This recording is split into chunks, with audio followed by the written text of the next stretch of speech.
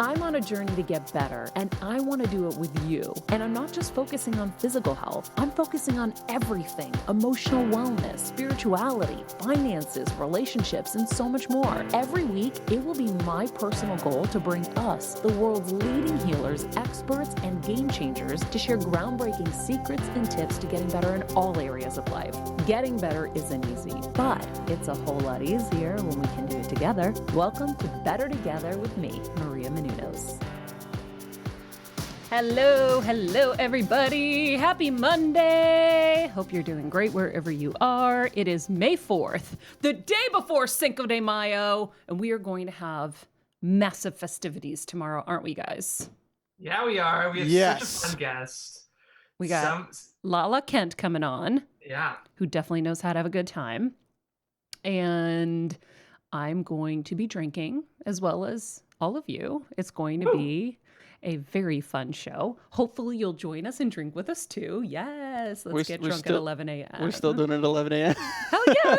It's Cinco de Mayo and nobody has to work, so let's enjoy.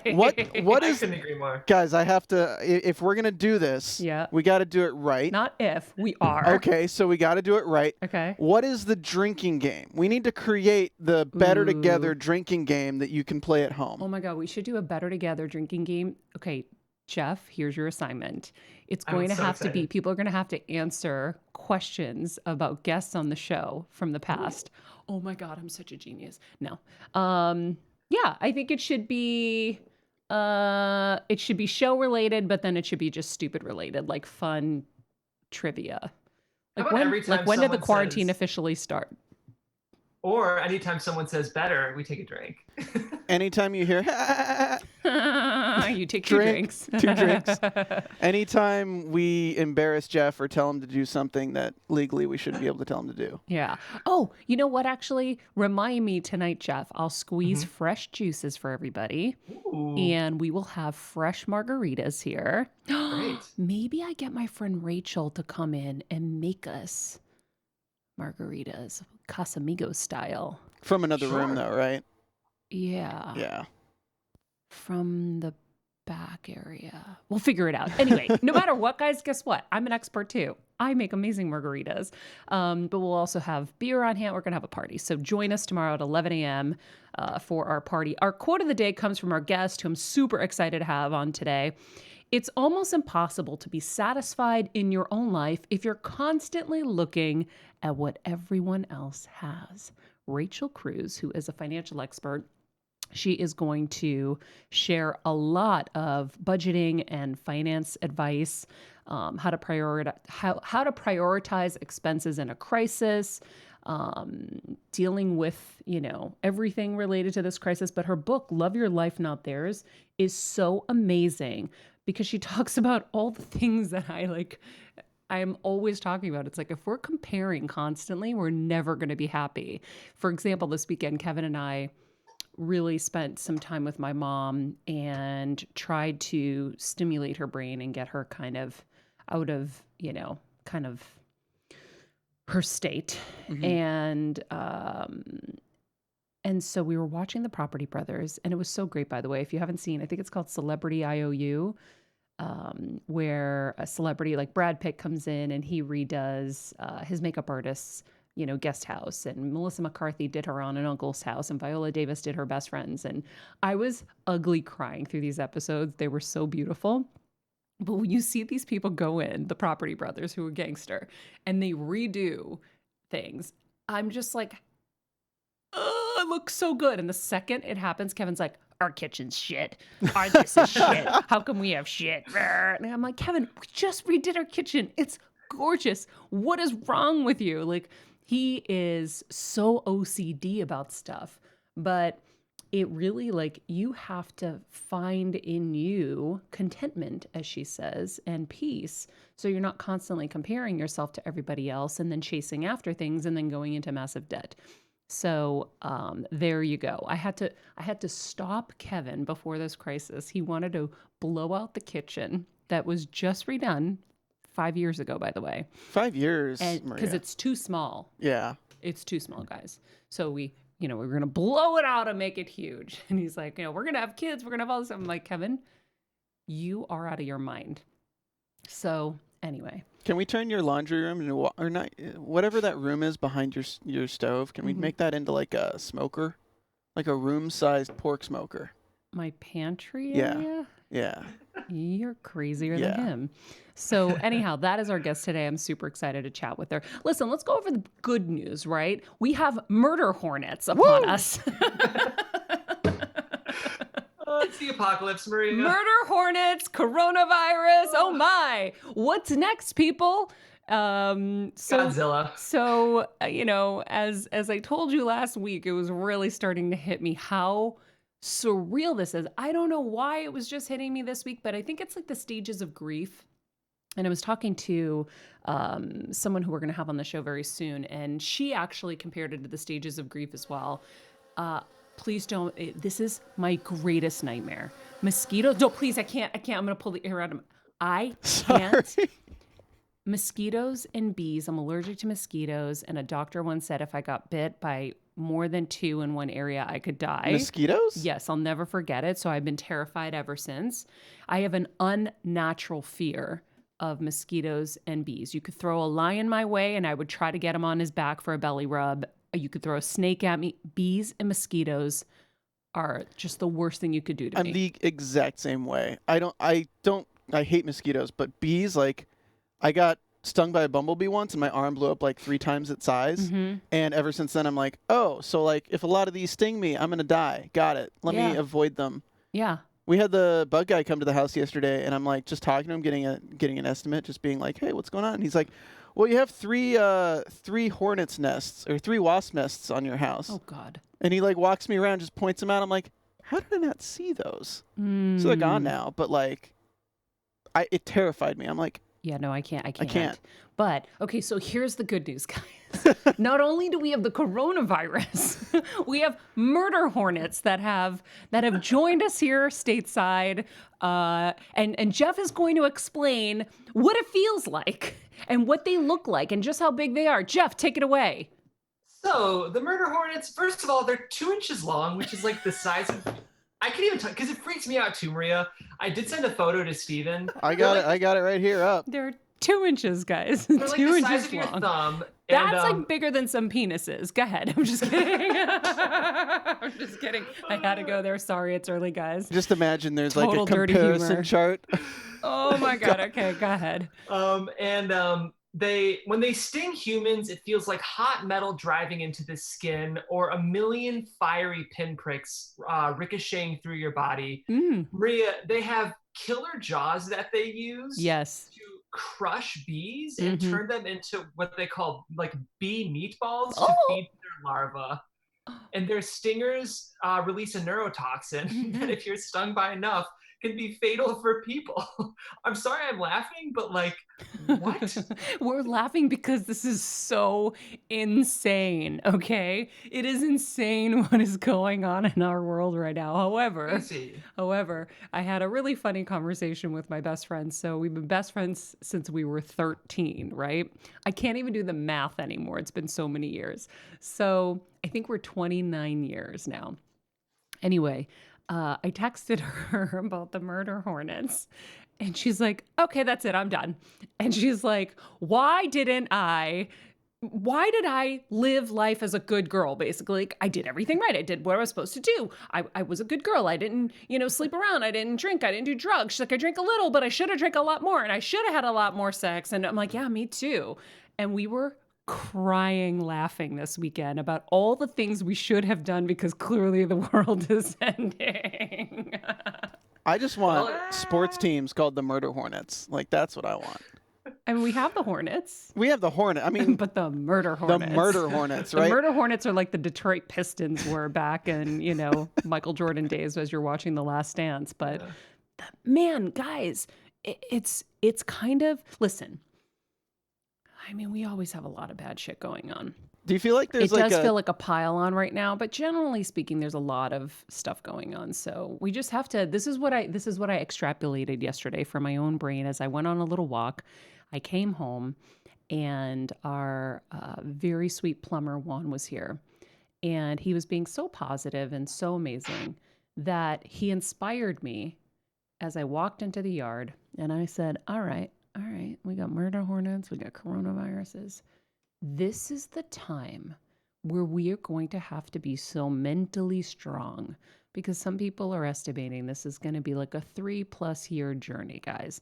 You know, when Warren Buffett is selling all of his airline stocks and all the things that are happening, it's very overwhelming even for me. Like, I feel so much of it now in a different way, right? Like, there was a moment where we felt like, okay, 15 days, you know, we curve, you know, flatten the curve. But like, and I think in the beginning, like the stages of grief, it was just shock. Okay, we got to get into prepare mode. We got to get enough supplies. We got to, you know, hunker down. We got to, okay, now it's like, oh, a new normal. We get to be home. Oh, this is so exciting. We don't have to like go anywhere. And it's like no crazy, you know, routines of rushing around town and, you know, all the anxiety that comes with, oh, wow, I get to cook. Now it's like, I freaking hate to cook. Now it's like, I want to get out.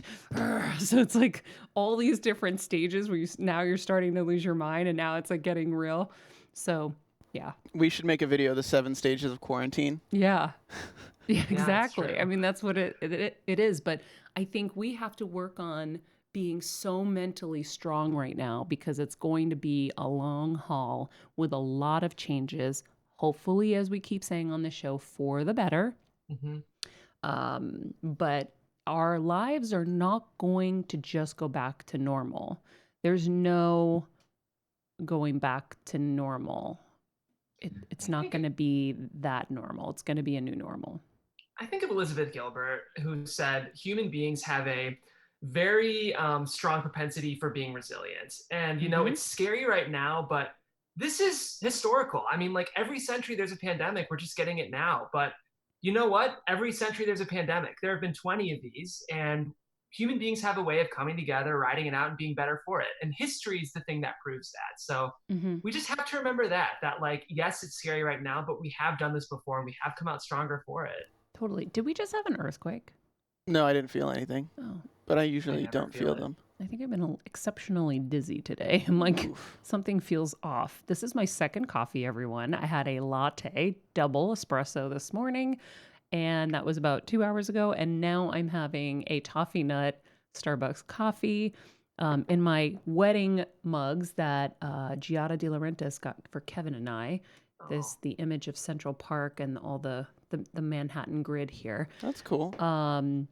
I thought something that was just interesting to bring up was my mom told me about this thing called the fourth turning. That's kind of this theory that people have with generational theory of every 100 years or so, when there's a generation of people about the average lifespan of a human, there's different turnings of kind of what happens in that 100-year cycle. And it usually ends with an upheaval of either like a destruction kind of upheaval of whether it's World War II, the Civil War, or the American Revolution.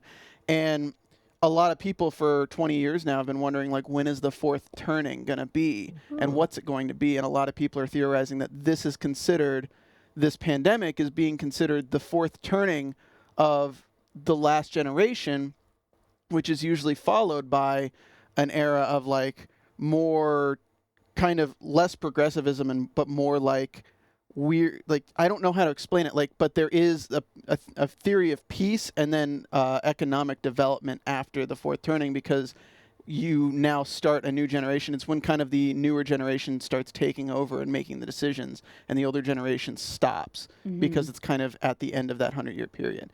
Because we've seen, as Jeff said, you said, in like the 1920s, the 1820s, the 1720s, we keep seeing these pandemics about every 100 years, and history does repeat itself. Yeah. Well, it's definitely, I guess, you know, one of the hardest things for me is, and this is what I was speaking with a friend yesterday, is I'm such a problem solver, and I definitely am pretty good at forecasting, and I'm completely cooked. Like, there's nothing. I can't. I actually want to go back to, I think it was probably March 12th when I recorded all of our predictions of how this was going to go. And I want to go back and watch it. I'm so glad we did that when we did it, because I went around the room and was like, okay, everyone predict right now what you think is going to happen. And so I think that is the hardest part. And I think for everybody, It really is. It's about looking at what is bothering you the most and then addressing that. Like for me, I think there's a loss of, kind of control. There's a loss of, being able to do the thing I think I'm good at, which is solving issues and solving problems. And maybe that's what I need to let go of, right? And that's probably a big source of anxiety if you think of it. I'm always trying to solve everybody's problems. So maybe that's supposed to kind of release me. But there is a greater reason for when things happen, whether it's brain tumors or, all kinds of things. And so Murder hornets. I don't know about those, but I think we really need to kind of look at what is kind of triggering us the most and kind of dealing with that.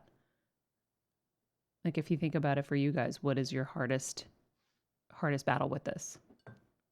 In 1 minute, because we get it to Rachel. Jeff, you go. Oh, Steven's like, I can't do it in a minute. Let me kick it to Jeff.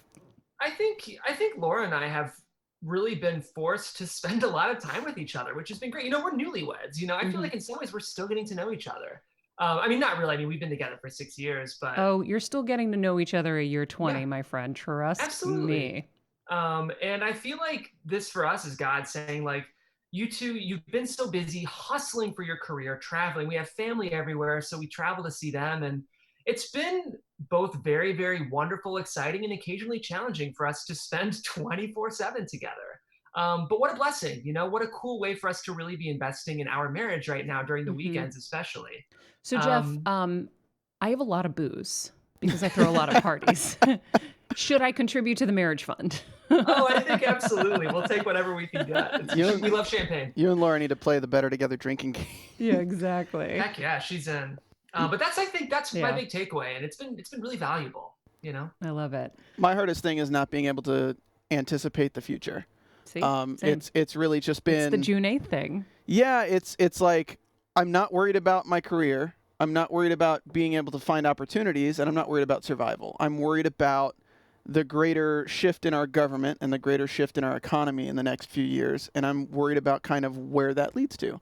And I think a lot of people share that sentiment. And I think when you go to the media and everyone talking about don't open and don't have any businesses open, all this kind of thing, and then you think, okay, it's May now. This is now March, April? There's 2 months now that people haven't been able to pay rent. Yeah. And once we get to June, it's going to get even worse. So well, here's what's crazy. What did they say? What's the term when people are in jail for a long time? When they come out, they can't assimilate because they have whatever syndrome. What's that syndrome? Shawshank syndrome. No, it's like when you're like used to that life. I can't remember the word. But I know what you're talking about. I didn't know there was a word for it. Yeah, there is. But so I feel like we're institutionalized. Is that it? No, I don't think that's the word. I'm looking it up. I can't come up with it. But anyway, I was reading Twitter this morning and seeing that Europe was back and using mass transit. And even as I speak about it, I get a little sick and a little chill like through my body and emotional because it seems scary. And I think like, I don't know. I think I don't know how we go back to regular life. I don't know how that's going to feel. It's definitely scary to me to think that we have to leave our cocoons basically now, our safe cocoons. We're safe here, right? I know. And to go back out there into that kind of sea of people, it's really frightening. And I'm like, okay, I'm glad they're doing it first so we can see, but I already feel like I know that it probably isn't going to go well. And that's scary. It's kind of just like if somebody else is driving and you end up in a car accident. It takes you a while to trust somebody else to be behind the wheel when you're in the car. And that's kind of how it feels. It's like you experience shock and now to dive back into something that was traumatic to you. Yeah. Yeah, I think there's a PTSD that we're all going to have to deal with. Yeah. And so go back to the EMDR episodes, speaking of that, with Tammy Vellicenti. EMDR is an incredible therapy to help resolve any PTSD that you have. And I've been doing that therapy and I've seen huge results. And now I just realized what my next session is going to be about. Great. Anyhow, also, if you are up for the Tony Robbins giveaway, it has closed. We have our winners. We will announce them at the end of the show. Very excited to share a little story about that. That's really funny. And you guys will hopefully like it. But we're excited to share that with you. In the meantime, Rachel Cruze is a national expert on the topic of finance and budgeting, a Ramsey personality, and a New York Times #1 bestselling author of 4 books. She's known for practical and actionable advice around money. Aside from being a Women's Day magazine contributor, Rachel's also appeared on GMA, Live with Kelly and Ryan, and The Today Show. Here is financial expert Rachel Cruze. Hi, Rachel. Hey, Maria. Thanks for having me. Of course. Where are you coming to from? Nashville, Tennessee, Oh, down south. how is it there? It's great. Well, the weather's great, which I feel like just makes everything great. So if you're, and we've lifted a little bit in Tennessee, the quarantine stay-at-home stuff. So I feel like we were able to get out a little bit. Restaurants are starting to open, that kind of thing. So Okay, it's feeling so like it had normal, but it's not really normal because let's be honest, it's I all don't know crazy. how, if you heard what we were just talking about, how scary it's going to be when these restrictions are eased for us. Like, are you scared to go out and be a patron at restaurants and stuff?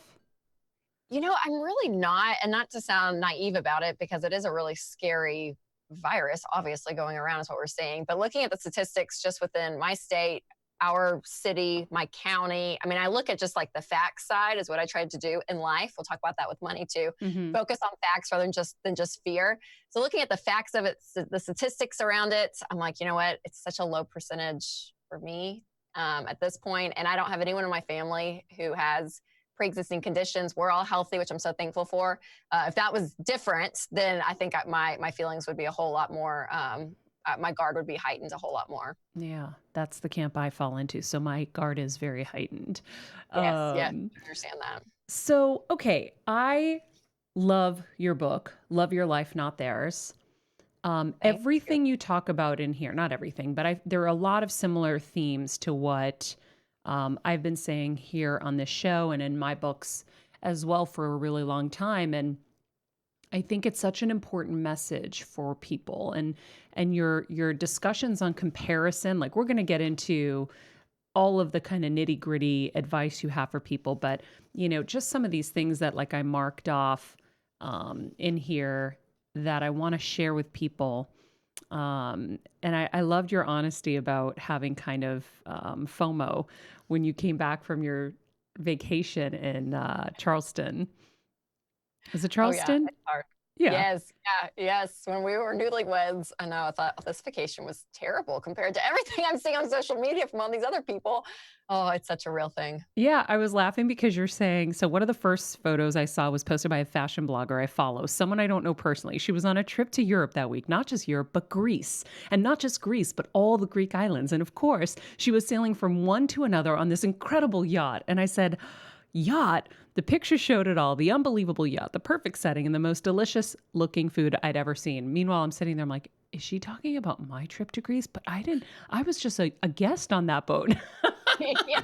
I started dying laughing because you also talk about the fact that it's not always what it seems. So yeah, I can't afford to rent a yacht, but I'm lucky I have friends who have them. And so sometimes I'm able to go on them, and that's such an incredible treat. But it isn't always what it seems. And I want you to explain kind of, obviously we know the term comparison is the thief of joy, but you really go into such depth here to discuss how you're really comparing yourself to make believe. And I think it's a huge thing that we all need to learn. I was even giving an example of my husband this weekend watching HGTV renovate people's houses. And he'd be like, our kitchen sucks. I'm like, our kitchen is amazing. We just redid it. Oh, it's too small. It's you always want more when you see more. Oh, absolutely. And I feel like because of social media, there are good things that come out of it, but there are a lot of bad things that I think you just have to recognize. And it's just this reality, or that paints this picture of what you think is reality, and you have no idea what's going on behind the scenes. And so it's just really important to realize, wow, if I keep thinking that stuff and all the stuff that I'm seeing, whether it's new kitchens, because I've said the same thing, or it's vacations, like I talk about in the book, or it's clothes, like whatever it is, and you think, okay, that stuff is going to fulfill me, and you keep getting it and getting it and getting it, the finish line keeps moving. There'll always be a new pair of shoes that comes out, a new brand. There's always going to be that new vacation spot that everyone's doing, that new restaurant you have to try. I mean, the finish line always moves, and you're going to end up being a rat in a wheel for the rest of your life, just spending, spending, and spending. And so you first kind of have to get to that realization that I always say it's okay to have nice stuff. Just don't let your nice stuff have you. And when it has you, then it changes the game. So understanding that you can have some great stuff, you can look at it online, see it in social media, that's fine. But when it starts to take your joy and your identity, that's where you have to be careful.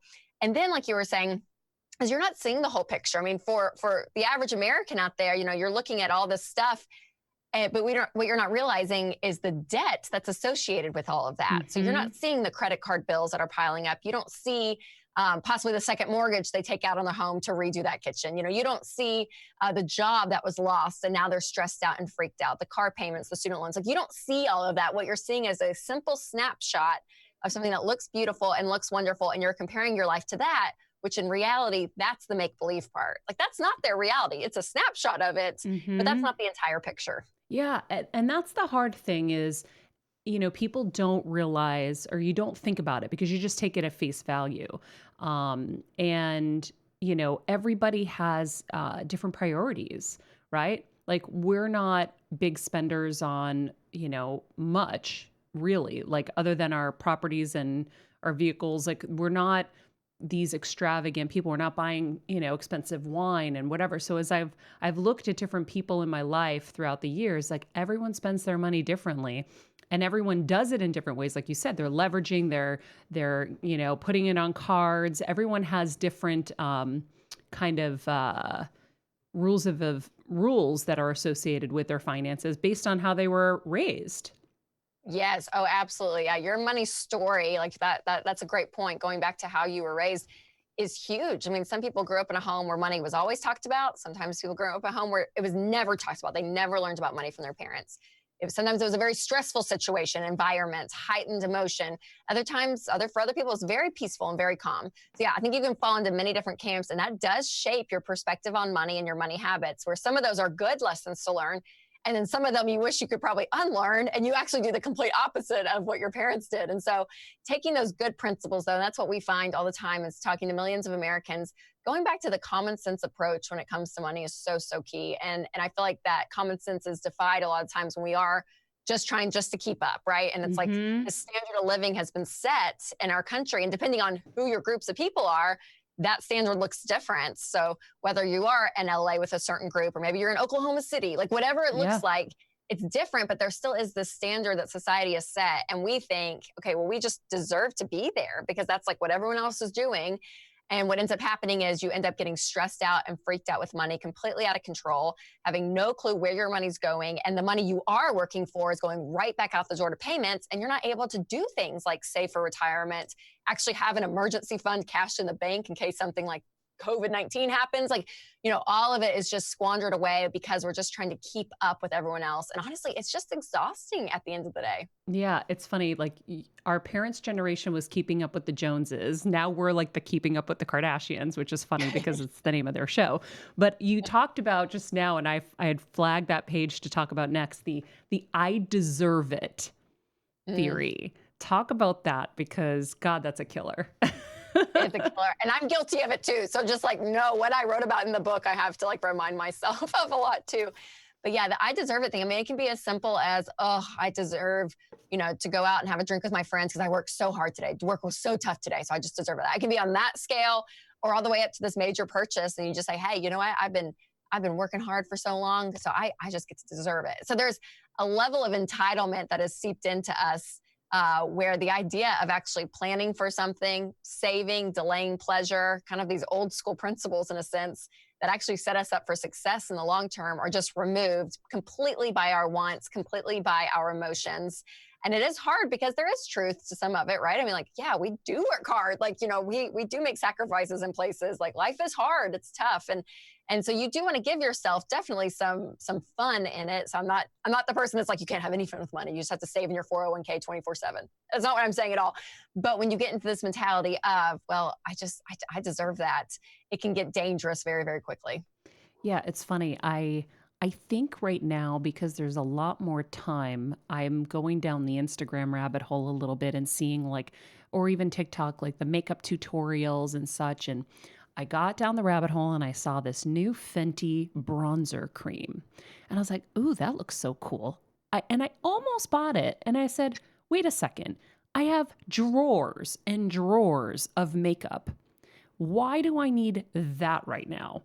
And so I am very financially responsible, Rachel. And so I said no. And I am a natural saver. I am not a natural spender. As you talk about in the book, you either fall into one category or the other generally.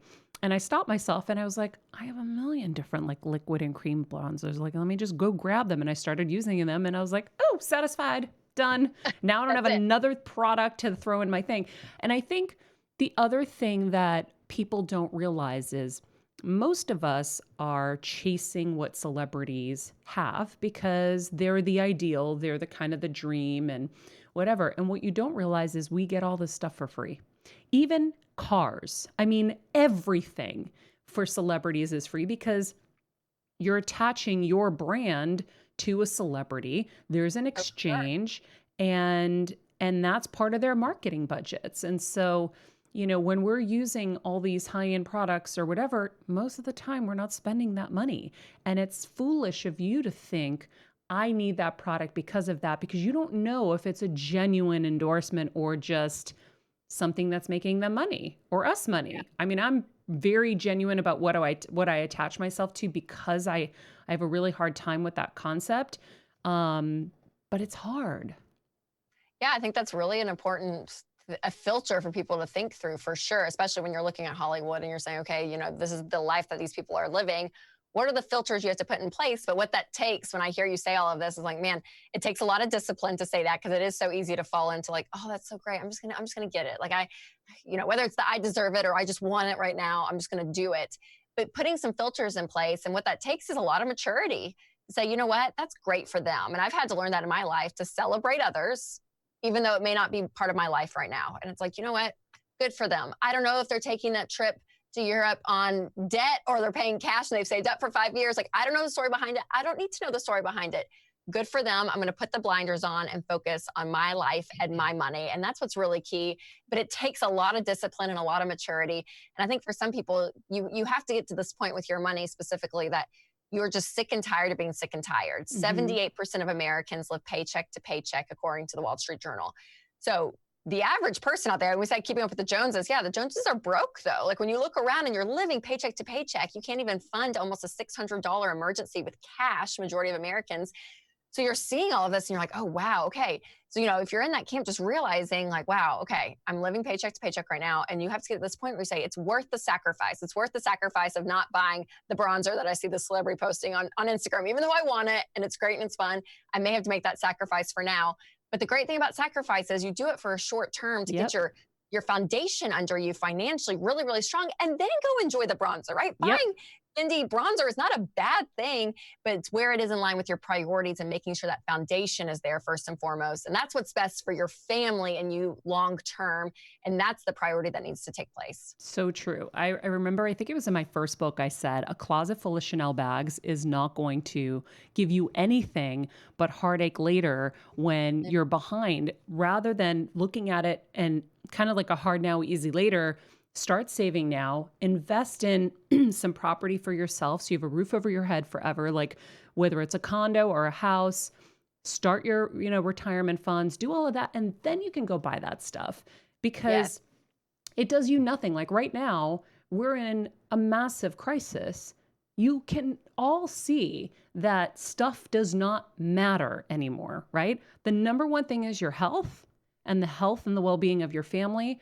And that's it. That's the basis, the basics now. Like we really are being reset to see what's important in life, and more stuff is not important. But having some money in the bank, having some investments so you're safe is so vital so that you can take care of your family if there's a health crisis.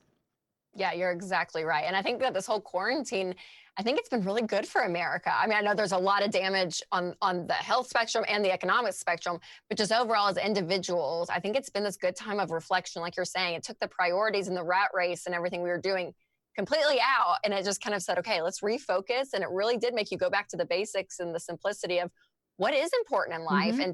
And I would encourage people to take that urgency, take that feeling with you out of quarantine when all of this kind of shifts and all this is over, even if it's in the next, like, who knows, 9, 12 months. But keep that reminder in you, because that's what's going to help fuel you to Mm-hmm. actually make changes with your money instead of just going back to the habits that you were in. Yeah, I was my neighbors were talking about how they've been getting sushi takeout, and I haven't done any takeout because I was scared for my parents, and I just was like, I just need some sushi. So I went in and I started my order, and then it was $140 when I was done. And I was like, yeah, not going to do it. Not going to do it. I'm going to go in the kitchen, and I made a shrimp stir fry for all Yeah. of us. And then that was it. And it probably cost me like $5 for everybody. I was like, we have to start rethinking how we're spending. And I flagged another part in here where you're talking about, people buying things and, on credit cards, right? And, we can totally afford this monthly payment for 5 years. And it's the only option. They say, no big deal, we'll just pay it off quickly. Then the unthinkable happens. They lose their job. They get injured and are unable to work for 6 months. Things happen in life. I have a friend who I've been talking to and trying to get him from being a crazy spender to a bit of a saver. And it was keeping up with the Joneses, buying lots of Balenciaga and literally spending every penny that came in faster than, barely came in. It was already gone before it came in. And I kind of went a little crazy on him. And luckily, he listened just before the pandemic. Oh, wow. And so he actually has money to live off of while he's not working right now. And he keeps saying, he's like, thank you, thank you, thank you. But things happen. Look, this is a crisis no one could have, well, there are people who have anticipated it, but whatever. We read an article in Boston.com yesterday. But, there are always things that are going to happen in life. And you talk about that in here. And I think that's why this book is so important for people to read, because it is just real advice. And it's breaking down kind of the psychology of everything, where we're just in that rat race, like you said, and we have to focus on our individual security, especially as women, I think. We have to know that we are financially secure. And, I watch girls all the time who are decked and, decked to the nines, and it's Forever 21 or some very inexpensive clothing, and they look beautiful. You would never know the difference between them and other friends who are decked in very expensive things. So set yourself up for success so that you can have your fun and you can have some latitude later. Yes, absolutely. I think all of that is so, so true. And then I even think about that girl in the Forever 21 versus the girl in the other one. And I'm like, man, I just so wonder, because I dig deep even into the emotion of money and like the why behind we're spending. What is that trying to fuel us? What's the why behind that? Because when you answer that, that can actually really help you. But that contentment piece and knowing who you are and your values and the value of who you are versus what you're wearing. And again, I'm not against nice clothes, but just really checking yourself and to say, okay, am I just spinning my wheels trying to be happy by buying the next thing, the next thing, the next thing? Because again, you're going to look up in a closet, and I'm guilty of this, where I'm like, I bought that coat last year thinking this like deep emotion, like, oh, if I could just have that, that'd be so cute. Oh, I feel so good. I would love it. I'd just be happy. Okay, yeah, I'm going to buy the coat. I'm going to buy the coat. Buy the coat. And now that I'm like, I don't even want it this winter. Like, I want a new coat. It's just like the finish line continues to move. And I think that's really important for people to realize is the emotional state of your money and who you are in all of this is as important as the things that you're doing, like budgeting or getting out of debt, those principles. But man, working on that piece of the heart is so huge, because when you're not content, I think discontent people, man, it's really hard for them to win with money long term, It's really hard for them to save. It's really hard for them to sacrifice lifestyle to get out of debt, maybe. It's really hard for them to give. It's really hard for them just to open that hand. And I see that all the time. It comes back to that heart issue of contentment, and finding that helps solve a lot of the things that we're talking about too. So how do you prioritize in a crisis like this? You talk about covering your four walls. What does that mean? Yeah, so your four walls are your needs. So it's going to be food, shelter, utilities, and transportation. So this is first and foremost, especially if you've lost your job in all of this, or your hours have been reduced. Like if you are at the point that you're a little bit in crisis mode, those are the first four things. Like, I don't want you current on MasterCard and not putting food on the table for your family. Okay. So like, this is what you need to focus on. Everything else can take care of itself later. You can, even if it's penalties, and I don't care what it is, making sure those four things are covered, because you want food on the table, you want that roof over your head. And so prioritizing is huge. If you're trying to do 18 different things in the middle of a crisis without the income you're used to, it's going to be really difficult, and you're going to make some bad decisions. So really focusing on those four things is really important. And you're always encouraging eliminating all debt as fast as possible, but with so many people unemployed now, how do we prioritize debt if we don't have income? Yes. So if this is the case, hopefully you're getting some kind of money in, whether it is from unemployment, or maybe you're at a point where you're like, I'm going to take 2 part-time jobs that are available. Because while some industries have completely crashed in this whole crisis, there are some industries that are actually up and they're actually hiring. It may not be the jobs you ever thought you would take, but in a moment like this, you just have to bring some kind of money in to pay the bills, to keep food on the table, keep the mortgage or the rent going, like we were talking about. So when it comes to paying off debt, if you've lost your job or your hours have been cut, you've been furloughed, don't pay on any debt. Stay current if you can, but that's not your priority right now. So that's for some people. But there are also millions of Americans, over 300 million, that still have their jobs, still have their paycheck coming in. So for those people, that's when you want to prioritize paying off debt. So staying current with all of your bills, but paying it off smallest amount to largest amount. And we find this is the most effective way to pay off debt versus highest interest rate versus lowest interest rate, because you'll realize that personal finance, it's about 80% behavior. It's only 20% head knowledge. So all the stuff we talk about, it's common sense, right? Like, live on less than you make. If you don't have the money, don't buy it. Like, that's all common sense. But doing that and putting those principles in place, that's hard, because it deals with you. Like, you're the problem and you're the solution, but it is up to you. And so when you pay off the smallest debt first, what happens is this motivation kicks in, this inspiration, this hope of realizing, oh, wow, I really could get out of this. Even if it's an $800 credit card bill paid off, and you're like, oh, wow, that's gone. I don't have that anymore. And you move on to the next one and the next one. And so we find that people are paying off all of their debt using this in 18 to 24 months on average. And that's everything but the home, not the mortgage, but everything else. And so it's powerful. And what's so fun is we've helped millions of Americans do this. And I hear the stories from every income level you can imagine, every debt level you can imagine. But the key ratio here is that they're willing to do something different, and they're sick and tired of all their money just going right back out the door. So when they get paid now and they have no payments, they have control. And my friend Chris Hogan, I love it, he always says, debt is a thief.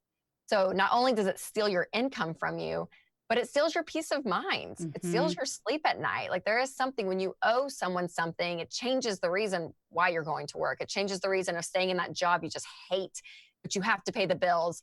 But when you are debt-free, it not only financially frees you up, but I think emotionally, spiritually. I mean, there's so much there that you are just free, because now you're in control of your life versus someone else telling you what you have to do with your money. So if you still have your job and you have a stockpile of savings, is it smart to, I mean, I know you're saying to start attacking the smaller things, but shouldn't people maybe wait in case things change as well? It's a scary thing to think of. I know. So here's the hard thing about all of this is there is so much fear in the air. And I think some of it is very valid, and some of it is just very emotional. And so what I always tell people during this time is that fear is a terrible financial advisor. You want to focus on facts. Focusing on facts is really key. So if you are in an industry that you think, wow, this could go belly up soon, or you're hearing about layoffs, you realize, wow, if this doesn't get better in 3 months, I'm probably going to lose my job. Like, if there is an actual thing that you see, then pay minimum payments and keep that cash there whenever it's available. But I talked to a couple, last week, and she's a school teacher and he drives for UPS. And I'm like, I think you have job security. I think you're going to be okay. You're probably going to be fine. You're probably not going to lose your job. Yeah. So for a couple like that, or if you are in an industry that you're, you know, I'm not going to lose my job, this is going to continue to happen, then yeah, throw some of it at the debt. You can keep a small emergency fund in place for sure, even while you're getting out of debt. I always recommend that. But I would start eliminating it, because again, that lowers your risk when it comes to your personal finance. But if you are in an industry that you think, wow, it could go belly up, then sure, pause, just wait it out. You know, you mentioned to my producer that unemployment is really just a Band-Aid, and that there are viable employment options right now. Some of them, of course, even created because of the pandemic. So what are some of those viable income options right now for people who are unemployed? Yeah, absolutely. Well, the hard thing about this is that you probably will be making somewhat of a sacrifice of the career that you always had or you always thought you wanted. These jobs may be very different than that, but all of this is very, very temporary until we get out of all of this. So, you know, whether it's grocery stores, delivery services, a lot of online companies, a lot of tutoring companies. I mean, there are places, and you can even just Google online right now. I mean, like, there are lists that keep piling up and different opportunities constantly, literally changes by the day, of how many people need help in their businesses and what they're doing. And so there definitely is employment out there. You know, if you watch the news, you know, you see the unemployment numbers, which are very real and very scary, but they're not showing always the opportunity that's out there. And there really is. So I look at this time that if you have lost your job, yes, if you have unemployment coming in, take it for now, 100%. But again, I want that to be temporary, because I want you to actually get another income stream coming in, whether it's through one or two different jobs. But the important thing here is that you're staying current on your bills and you're not just going deeper and deeper into debt, because when we get out of this, you're going to have a much bigger problem than if you had sacrificed just a short term to really work and get that income coming in. But as we've seen on TV recently, there are so many people who don't want to go back to work because they're making more money right now in unemployment and stimulus checks. I know that is hard too. So yeah, you have to do the math, figure out what's working for sure. Yes. Can you help our audience find money they didn't know they had? Speak to this a little bit. Yeah, so this is huge. If you have never lived with a budget, I'm going to say the B word on the show, but it's true. If you've not done a budget, you need to do a budget. This is like the foundational principle of finding money, because if you have not been working a plan, if you've not been intentional with where every single dollar is going, you are wasting a ton of money without even realizing it. So I talked to so many people, they actually have been getting on a budget and they feel like they got a raise automatically because they didn't realize how often they're spending money that they didn't even know. So doing a budget. So the most efficient budget is a zero-based budget, which is your income minus your expenses equals zero. So that income can be your regular income you have. If you've lost a job, maybe it's the unemployment check, maybe it's the 2 or 3 jobs you have on the side, whatever it is, and then budgeting out every single dollar that's coming into exactly where you're going. And then when you're doing that, you're going to be looking at your bills and you can see, wow, maybe our cable bill is huge and we're not even watching it because we're watching Netflix instead. Cut the cable for 3 months. Subscriptions. My husband and I, we did this. I looked through and was like, I feel like we're paying for 18 different things, whether it's like boxes being delivered to my door, those subscriptions, or TV stuff, Hulu, Netflix, I mean, all of it, the music streaming, everything. So if you're in a crunch and you need money, cut that stuff. And again, this is for a short period of time. I don't want you to live like this forever. But during this crisis, do what you have to do to survive. And so that's a place to cut. And then even there's a lot of industries that are giving discounts right now, or they're giving grace periods, which you may need to take advantage of. So everything from mortgages to your utilities. So calling and saying, hey, here are some things that I need my bill lowered, and ask and see if they will. But when you do that, make sure you know, okay, are you taking a grace period for this, or are they actually going to lower it permanently for you just because you asked? Yeah. What's a good negotiation tactic for like refinancing your credit card interest? Yeah, so you can call, I mean, and I would just be upfront and say, hey, what's the standard rate? I mean, a lot of that kind of stuff when you're refinancing, there's a lot of math involved. So there are some major, interest rates. Refinancing a mortgage right now, huge. Interest rates are like at 3% or something on a 15-year. So yeah, the math is out there for that kind of thing. But whether you're for insurance, maybe you're going to negotiate that, but call and don't be afraid to ask. And I think a lot of people are just fearful to say, oh, like I feel bad asking. What if they say no? There's like a level of rejection, but just go in there. I mean, we're all dealing with this. We're all in a pandemic, whether we like it or not. Like, this is happening. And so they know it's out there, and go and just ask. And if you think that you can even get it cut a little bit, my tactic with all negotiation always is I just say, that's just not good enough. What else can you do?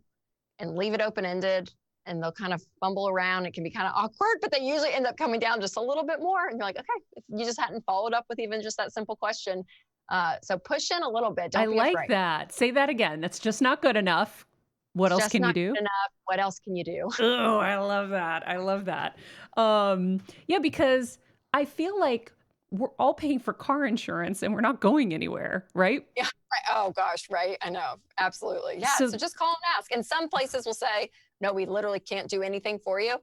And say, okay, well, if that's the case, that's fine, and then move on to the next. You may get some rejection, and that's okay. It's not like a personal shot on you, but at least you've asked. what about refinancing mortgages? Would you suggest people to refinance? Because this is money you can find, in my opinion.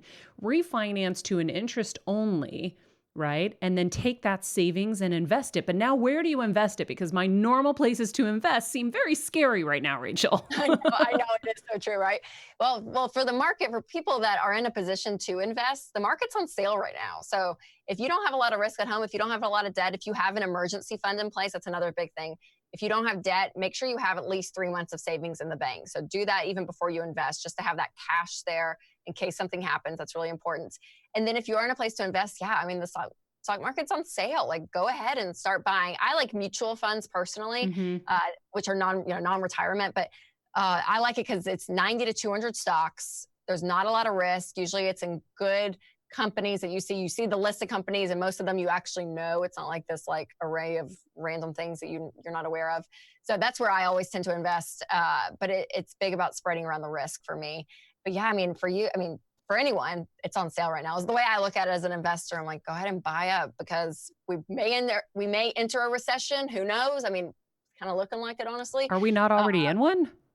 Well, it's usually your 2 consecutive quarters of the GDP being lower interest rates. So not technically, but we've had 1 quarter already. We're going up on the second. So yeah, I mean, it's going to happen. So would you suggest people refinance to an interest-only mortgage and then take that savings to invest? I'm curious. Yeah, you definitely could, for sure. I love doing a 15-year fixed rate because, yeah, I don't like adjustable rate mortgages. So making sure that it is that locked in interest rate, because interest rates right now, yeah, they're insane. They're crazy.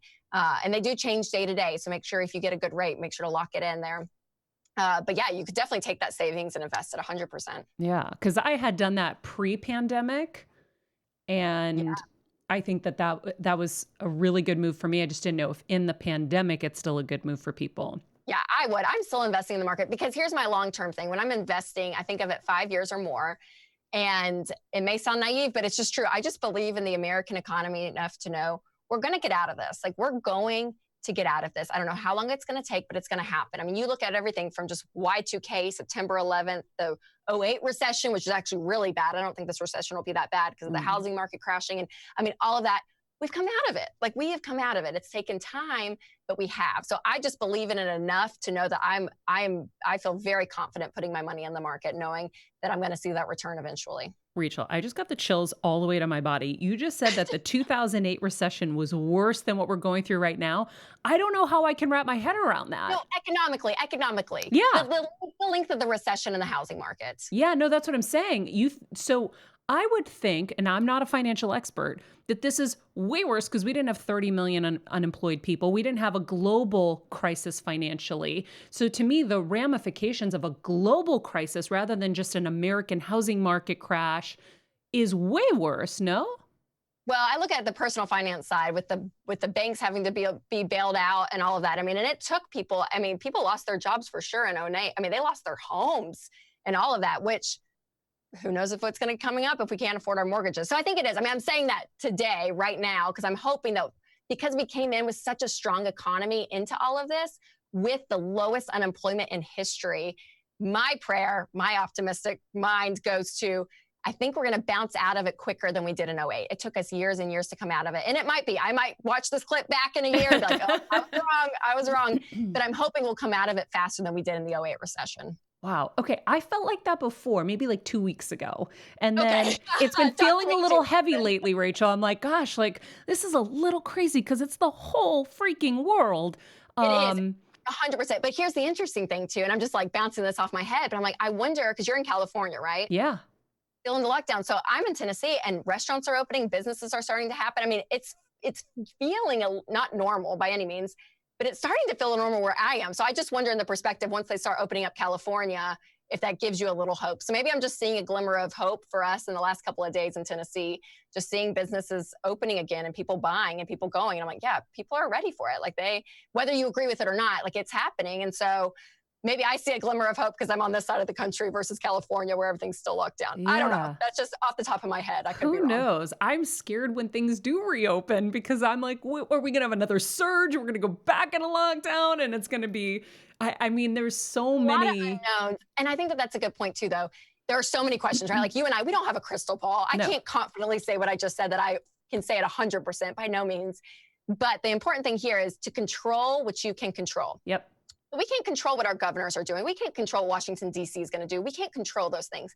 What are the things we can control and really focusing on that? And I think that gives me a level of peace because it gives me a level of, okay, I can do these things. I can do this with my money. Here's what I'm going to do. I have a plan. It's in place. I've done the things I've taught for over 10 years about getting out of debt and having an emergency fund. And so there is a level of control that I have that does give me a level of peace. But for some people, it may not feel that way at all because it is very scary. And so I think focusing on the facts of what you can control is really, really important with your money now. Yeah, like I can control not buying that Fenty bronzer and I can control not buying that sushi. I saved myself like $200 yesterday and I'm very excited. Put it in the market. Go put it in the market. Seriously. Rachel, you are such a joy and you're so knowledgeable and I'm so glad that we found you and that you spent some time with us this morning. And I have a lot more faith after our talk. Good, I hope so. Well, thank you for having me on. I so appreciate it. All right. Well, we'll have to have you back on soon. Thank you. Have a great day. Absolutely. Thank you, Maria. Bye. All right. Wow. So great. What do you guys think? Pretty cool. I've been a fan of Rachel for a while. So it's interesting. She is a part of the Ramsey Solutions financial program, who Dave Ramsey's kind of this like godfather of financial guruism and Laura and I went through his program right when we got married. It's been huge for us. No way. Yeah, the debt thing is a really, really powerful. They're very anti-debt, and some of the Ramsey ideas are a little controversial. I mean, like they would say Rachel's a little less extreme than her dad on this, but like he says, pay everything in cash, pay your car in cash, because the psychological implications of handing over cash are much more powerful than a card, which makes sense. Well, you end up paying like 3 or 4 times what the car is worth in interest when you walk off the lot and you're not paying attention to 0 APR versus 3, 4, whatever %. You can also get a deal if you pay it in cash. You can usually get like 20% off the total cost of the car. The problem is who has 30 grand to pay for a car or 20 grand to pay for a car? Or I mean, what's the cheapest car you can get? I don't know. I don't remember what they said about mortgages though, because no matter what, I feel like you're going to have a mortgage debt. You can't pay for a house. Now you're paying like 200, 300,000 in cash. You can't do that. You can't. I mean, he would say pay your down payment in cash, which feels extreme. Yeah. But like to his credit, you know, he has a really interesting and beautiful financial story. That's the whole Ramsey program is all about the story behind our money. You know, they say so many financial programs talk only about facts and figures, which they focus on, but they really get into the emotional, like you can see from Rachel's book, because it's a huge part of money. That's everything, really. So he lost all of his money at 30 while having 2 kids, and realized that it was much more about his heart than it was about his wallet. And so they're big on diagnosing your financial story. So he's since grown a huge empire, you know, but he paid for his enormous house in Nashville with cash on his down payment. He says, I had to practice what I preached. I know this is a big house, but I made sure I was going to pay in cash because I had to practice what I preached. But if you pay your down payment, you still have a mortgage. So he still has a mortgage. He does have a mortgage. Yeah, of course. They're definitely a mortgage. That's the only thing that you take debt on, according to the Ramsey. To me, like what I learned from the elders in my life was pay your house off, pay it freaking off. So I was a psycho about paying my house off. And I'm so grateful, and I know Kevin's so grateful right now that I was, because we owe very little. And we have property now. Like we have a bunch of property, but I also did the interest only thing at some point a couple years ago with AJ Gupta after reading Tony Robbins' Money Master the Game, which I also highly recommend, as you know, if you've listened to the show, because I was sitting there thinking, I'm spending all this money on mortgages And if I switch it to an interest only, not only will my payment be so much lower, I can take that savings and invest it and make money off my money every month rather than just paying the bank endlessly forever. And so that's why I wanted to bring that up, so that if you at home are struggling right now and you may need that money, that's one way to get more money. But if you can maybe take a little of it and invest the rest of it, that's optimal. That is the best way to do it, because you want to be making money off of your money while you're sleeping. That's kind of my favorite thing. I think one of the things that people should do right now as well is just kind of look into what their monthly costs are. And like, what are the things that they've subscribed to that they don't necessarily need? Spotify, whatever. I mean, I love Spotify, but you know what I'm saying? Like, Yeah. there's all those like apps that we have. And if you go into your settings, you can see I had like my Tom Brady workout thing I never even used. I love you, Tom, but you know what I mean? Like, you don't need the $50 a month being Yeah. taken out of your account every month. Exactly. And then don't buy things like right now is not the time to be high roller and spending money on your friends and like buying them stuff. Like it's a huge portion of your income if you're always the person who's like, oh yeah, I'll pay for you, or oh yeah, I'll pay for you. It's like, sometimes you gotta look after your own wallet, especially in these times. Yeah. Lots of good advice. I think I really love coming at it from the emotional component and the comparison. I think that's where we have to learn some discipline. Like, we need self-control, we need discipline, and we need to realize that like I said, you can have one girl, like I see our hosts at AfterBuzz. They all dress to the nines, look amazing, but they're doing it on a budget. Yeah. Compare them to like maybe some of my, star friends or whatever. You don't really see a difference. They're still beautiful girls doing, wearing beautiful outfits, hair, makeup, whatever. Like, you don't have to spend a lot to look good. It's really what is inside that you're trying to fix, that you're trying to Band-Aid, that you need to really look at. And once you do that, which is what we do here every day, is we try to get better together, then you won't be chasing after that anymore. Right? Absolutely. I am, I've always been a big saver, and I think that it's provided me with a lot of sanity at times, right? I mean, Kevin had to yell at me to go shopping for clothes like a couple of years ago. He's like, you haven't even felt your success, so you don't even you don't get it, because you've never just gone out and bought something that was, that you wanted or whatever. Like, he forced me to buy my car when I bought my car. I was going to buy a Jeep.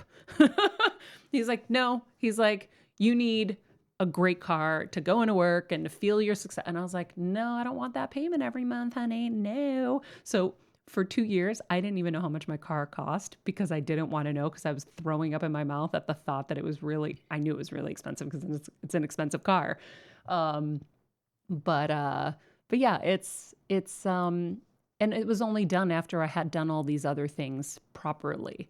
So I am a big proponent of saving your money, investing it, and setting yourself up for a future where later you can treat yourself and go on a nice vacation, and you can, buy things that you really, really want, without worrying, about being in debt. I don't like debt either. So I pay that credit card bill off every month. Do you have a rule for what you buy with credit cards versus what you buy with debit? I don't use debit. Really? So you use mostly just credit and then pay it off? I use my Amex and I pay it off every month. Wow. And I always have. I used to have a MasterCard and I used to pay it off every month. It's not just because of the Amex plan, but I just never wanted to have debt. I have debt on very, very, very few things. Well, like, specifically. In terms of debit, I mean straight from your checking account, not like a... Yeah. Because I never use credit cards. I only use my debit card. Yeah. Well, that's your way of doing the same thing I'm doing, basically. Got it. So you just one or the other, just to keep it in order. Yeah. Yeah, just don't live above your means ever, because shit happens. One smart thing you can do, it's good to start building some credit on cards if you can, even if you're tight. So Laura and I primarily use debit cards, but we have a couple automatic payments that we have on credit cards. So one thing we do is we actually work with this rent company that allows us to pay our rent on a credit card for like a $2 fee. But what's great is we That's know cool. exactly. You get the miles. Exactly. That we're So never using anymore because we're not going to fly. What? I'm kidding. Sorry. I know we have travel, we have venture. So it's like, I guess these miles are pointless. But what's nice is we know exactly how much is going on credit each month because we don't actually use them. But we're still building up our credit score and accruing miles. So if a great way to build your FICO score is to just have automatic payments on credit cards, don't use them, and then just know you can build up, get those miles, get those points, but don't touch them. Yeah. We are going to have a drop in real estate at some point, and it will be a really great opportunity for newlyweds like yourselves to go out and buy your first home well below what it would have been without the crisis. So saving very carefully. What are the Ramsey classes that you guys took so you can suggest to everybody? Should we put it in the link in the summary? I definitely will. I'm glad you mentioned it because incredibly, they're offering the class for free right now. Oh, wow. I know it's really generous because it's a really valuable class. It's 8 different courses. You can take them in person. There are like Ramsey coaches that teach all around America, or you can take the online one, which is really valuable. If you go to daveramsey.com/hope, it's Financial Peace University. It's an 8 class program, and it really changed Laura's and my life. So the fact that it's free right now, why not? You're in quarantine anyway. That's daveramsey.com/hope. I love that. Meanwhile, we have to announce our Tony Robbins giveaway winners. And I'll tell you a little story. So, we have these amazing comments that you guys leave us on, whatever platform. And I was reading one to my mom the other day and I decided to put it up on my Instagram story. So I just clicked the picture. It was from Lola the Anderson, I think it was. That's her name, right? Laureen Anderson. So her I can't talk. Her comment you read the other day, but basically she said, I've been lost to my own emotional numbness until I started on Getting Better journey with Maria Menounos. And now on Patreon. For a month, I've been hooked. Every day I learn a new way to get better, whether it's excellent workouts, nutrition advice, meditation techniques, emotional stillness, and intuitive medical healing, which sounds fascinating, by the way. Check out Bobby Vogel's episode. And the courage to see through the pandemic hysteria with Tony Robbins. I'm the last one in my friend group to miss a UPW. COVID-19 shut down my life, but forced a deep awakening, a true breath of life back into my heart thanks to Getting Better with Maria Menounos. For the first time, I'm adding daily I love you chats with letters to my inner 6-year-old. Thank you, Elizabeth Gilbert, for that gold. Years of failures are not viewed with love and acceptance. Are now viewed with love and acceptance. Notes of gratitude are starting to fill my mind even when my toddler screams. My home is now my meditation cave, and my ceiling is my lemon tree. Thank you, Maria. So Lola the Anderson, I popped that on my stories, and she DM'd me, and she was so excited. She's like, does that mean I won? And I was like, oh, shit. Oh gosh, I hope I didn't lead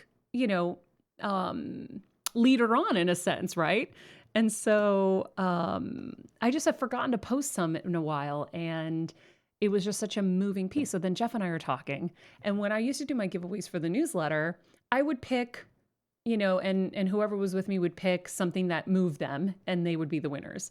So Jeff, I was like, hey, what did you have in mind for the winners? Like, how are we going to pick them? And he's like, well, there's this app where you can just automatically load them, or right? You load them in and they just draw. Yeah, I mean, we had tons of names, so I put all of them in and they randomly picked 2. So I said, oh God, I don't know. I'm having such an emotional conflict because I really want to give it to Lola the Anderson, but I want to be fair to everybody. And so Jeff, tell them what happened. So this morning I put all, and again, there are like hundreds of these because it's emails, reviews, and I want everyone to know we do see all of them and we do really appreciate them. These all go in, and I'll say it now to Laureen Lola Anderson, congratulations. You won the free UPW. She won. That's awesome. Died. I mean, Jeff and I were texting this morning because you're not going to believe this, but she won my random thing. And I was like, perfect. That's awesome. Isn't that amazing? Super cool. I was like, it was meant to be. I felt something. And so first lesson is, when you feel something, go with it because it means something, right? Because I felt connected to that message so deeply. And by the way, I'm deeply moved by all of them, but there was something about that one. And then Jeff does the random drawing and she's there. I was like, I was right. There we go. So she is getting what? A free UPW seminar. which is, like it's like a $6,500 value. Well worth it because it's Tony Robbins. Steven's eyeballs just popped out of his head. I didn't know it was that much.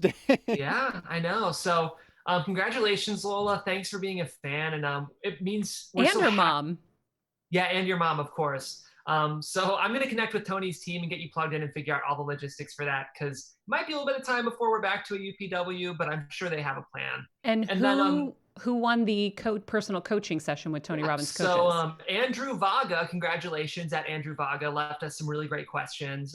So we're glad to have you, and you're going to be winning a free coaching session with one of Tony's coaches. And I do want to reiterate, we really conscientiously looked at every comment, every iTunes review, every email, every share. I know some of you guys shared, and we really wish we could give all of this to everyone because we love our fans so much. What a cool community we've built here. But we'll do more of these, and keep listening and stay tuned. I think I'm going to go back to the giveaways. I was really good about them before, and I think that I really want to encourage all of our guests to do some giveaways. So, in the future, when we have an author on, maybe we do some book giveaways, and maybe they're audiobooks, so it's easier, like audiobook coupons if possible. Then we don't have to deal with the shipping part, because that's kind of annoying, because then we have to get compromised and go out and mail. But yeah, I'm really, really excited for our winners, and I'm so grateful to Tony for giving those away. Steven, I know you have some business to take care of. Before we get to that, if you haven't joined Patreon, we're doing some cool stuff at Patreon. Come on over. It's ad-free. We're trying to make this an ad-free show, so if the rest of you can migrate over, that would be amazing. And we're forever grateful, of course. If you haven't commented, rated, subscribed, please do share the show with friends, especially your spender friends who need Rachel's advice, or any of our other episodes. We've had so many incredible guests over the years, and we have so many more incredible ones coming. Tomorrow's going to be a pure fun show with another incredible guest. But thank you so much for being with us in our community, and we're getting stronger and bigger every day. Steven, what do you got for us? How's it going there? I don't know where that just came from, but let's go. Because I'm from North Carolina. Hey, everybody. It is the first episode of the month, and you know what that means? What? It means we're going to shout out our insider tier on Patreon, because we have some awesome, great people in there. We have a few names you'll probably hear because we have people consistent, but Erica Hatala, welcome, new one. Hey, Sandy Garfield, Cliff Rivard, Demetra Murphy, Deborah Decker, Marlena Filaris, W. Sean Carbonell, and Allison Crum. Thank you guys for being insiders on our Patreon. Really appreciate you. And of course, if you are interested in becoming an insider and getting the shout out as well, you can upgrade your little tier thing there on Click Patreon. the link. And then Jeff and I are working on figuring out the scheduling for your exclusive Patreon tier Q&A this month with Maria. Ooh, and we will be doing that this month, so stay tuned. We're going to do it. We're going to do it. Give us a chance, we'll take it. Give us a rule, we'll break it. Sorry, that's because I had 2 coffees. Guys, that's it for us today. Thank you so much for joining us. I'm going to have more coffee, I think, in the morning, because I'm so much happier right now.